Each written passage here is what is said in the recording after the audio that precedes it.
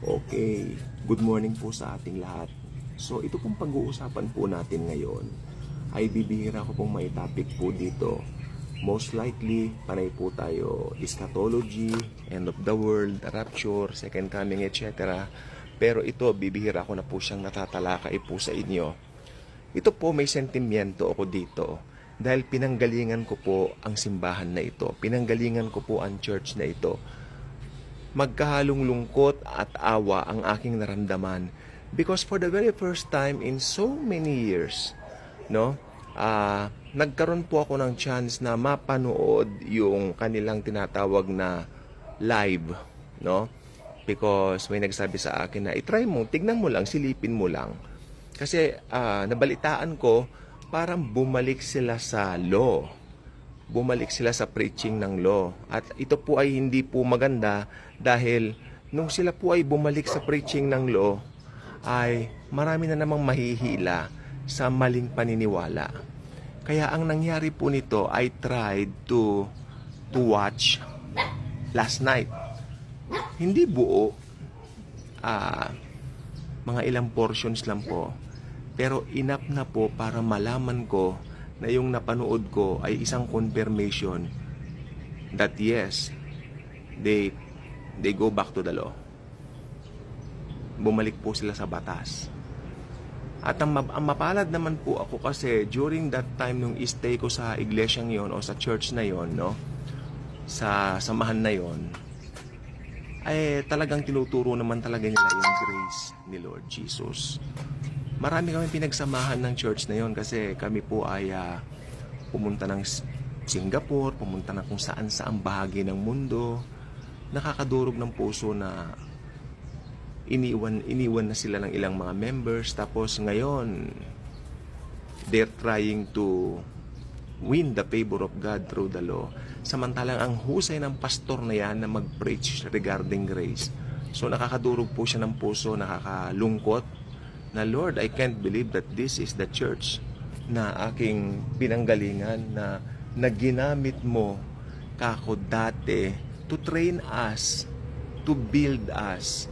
Kaya yan ang mahirap po sa institutional church sapagkat laging nasusunod dyan yung pinaka-head pastor, Maski ang gawin niya, maski baguhin niya yung doktrina, baguhin niya yung programa, walang magagawa ang mga members.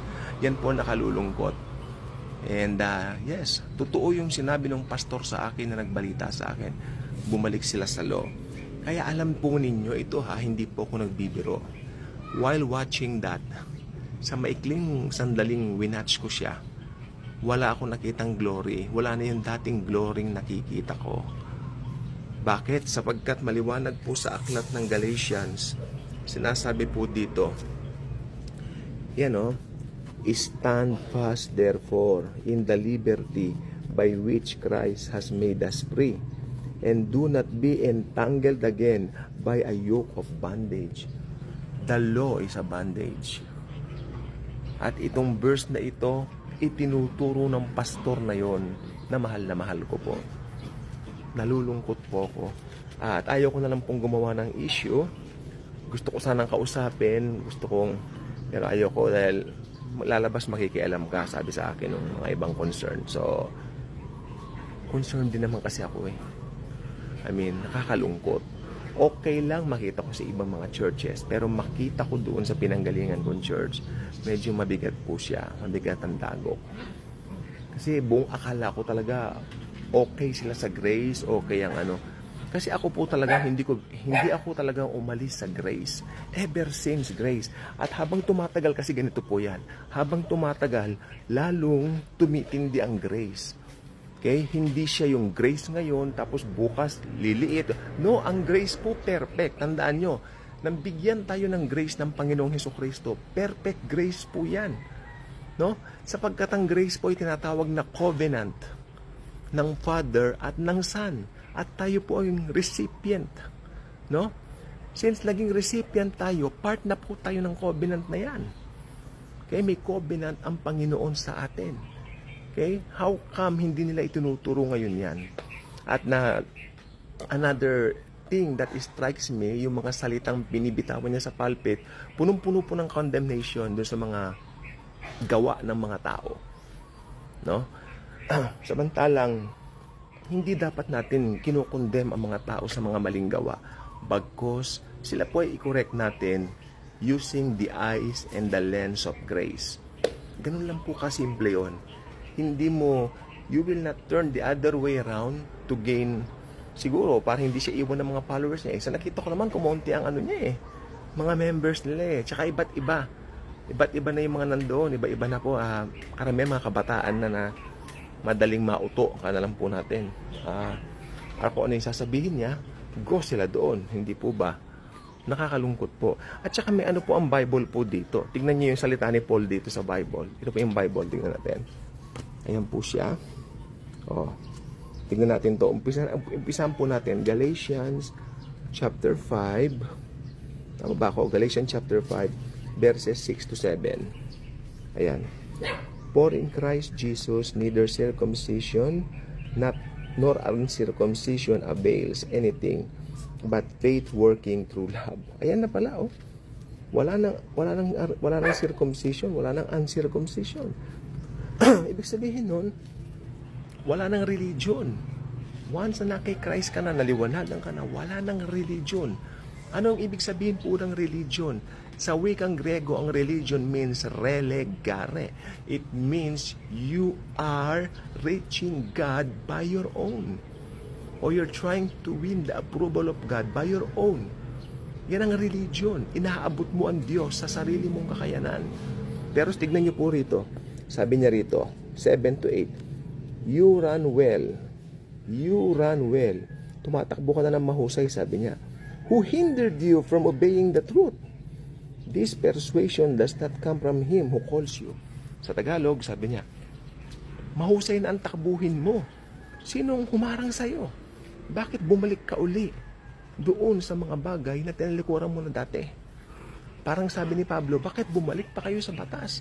May sinabi pa si Pablo sa aklat ng Galatia, he who wants to perform the law will be cut off from Christ.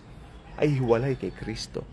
Ang pagiging hiwalay pala kay Kristo ay hindi yung nakakagawa ka ng kasalanan, kung hindi yung bumalik ka sa law. Okay? It's very, very important for you to know that going back to the law means to be cut off from Christ forever. Kaya delikado po talaga kapag ka bumalik ka sa law. Okay? Ang law ibinigay para malaman ng tao na siya ay makasalanan. Nagsisilbi itong salamin o mirror para makita natin ang ating kasalanan. Pero kailanman, hindi ito makapagtatanggal ng kasalanan. Kaya ang law, ito ay shadow lamang. 'Di ba?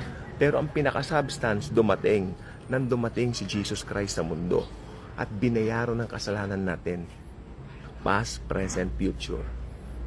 Kaya ang mga kasalanan po natin, mga kapatid ko, nang tanggapin natin si Jesucristo bilang Panginoon at tagapagligtas natin, bayad na pong lahat. Binayaran na ni Jesus lahat, past, present, future. Pag sinabi mong bayad na, may babayaran ka pa ba? I don't think so. Pag bayad na, bayad na. Okay?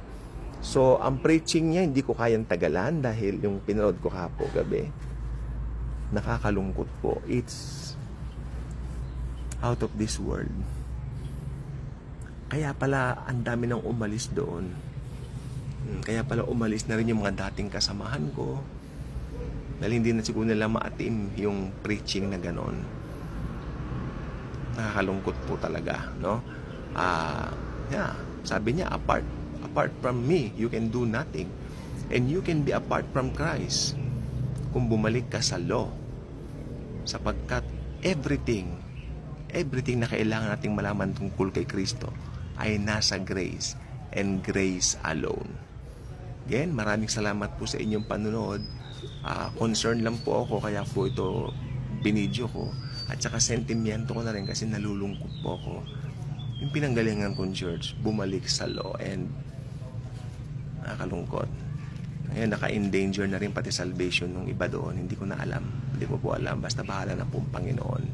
Thank you sa panonood. God bless.